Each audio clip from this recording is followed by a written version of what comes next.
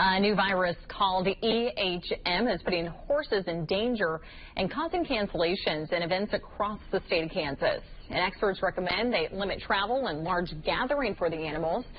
And it has canceled the Lawrence Old-Fashioned Christmas Parade. The announcement coming Tuesday morning took a surprise for many. The owner of a toy store says he's upset but says they can't take the chance putting animals in danger.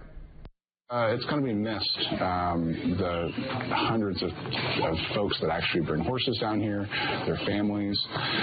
For our business, when I come in the morning at 6 a.m., we'll see the entire block filled from one end to the other with cars that morning, and we're not going to see that this year. So that's definitely a moment to consider and pause on. Now, this is not the first event affected by the outbreak. The Prairie Circuit Finals Rodeo in Mulvane was canceled last week for that same reason. And meanwhile, veterinarians and horse owners across Texas raising the alarm about the growing outbreak. The Texas Department of Agriculture said veterinarians began reporting cases of EHV1 after a barrel racing event in Waco earlier this month. Our news partners in Texas have the latest. It's a busy Sunday for the horses and their riders at Cypress Trails Ranch LLC near Humble. But the fear of the current EHV1 outbreak in Texas is top of mind for owner Darylyn Butler. It's evidently incredibly contagious, and that's the scared part. According to the Equine Disease Communication Center, 11 cases have been reported in Texas so far, though experts expect that number to climb. Butler says none of the horses at her ranch were at the barrel racing event in Waco early this month where EHV1 was first reported. But the Texas Department of Agriculture says the virus can spread between horses by simple nose-to-nose contact and through particles when they sneeze. They can also get the virus if they share tack, grooming tools, and water and feed buckets, and humans can unintentionally act as carriers. We feel relatively safe, and I've secured that safety by not allowing any other horses to come on the ranch right now.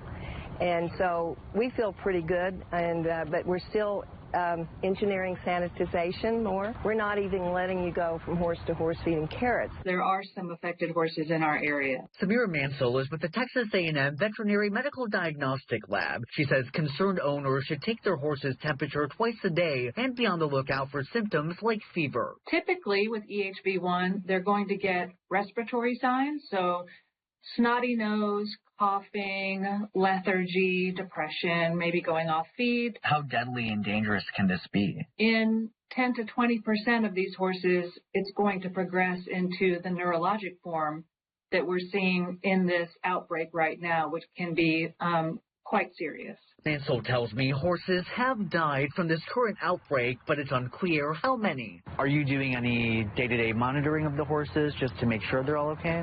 Yes, we are.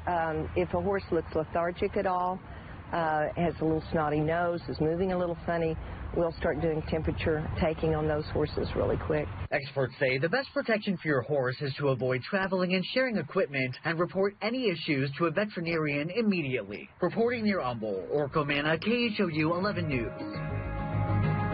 Thanks so much for joining us for Eye on Agriculture. I'm Britton Rucker, and I'll see you here next week.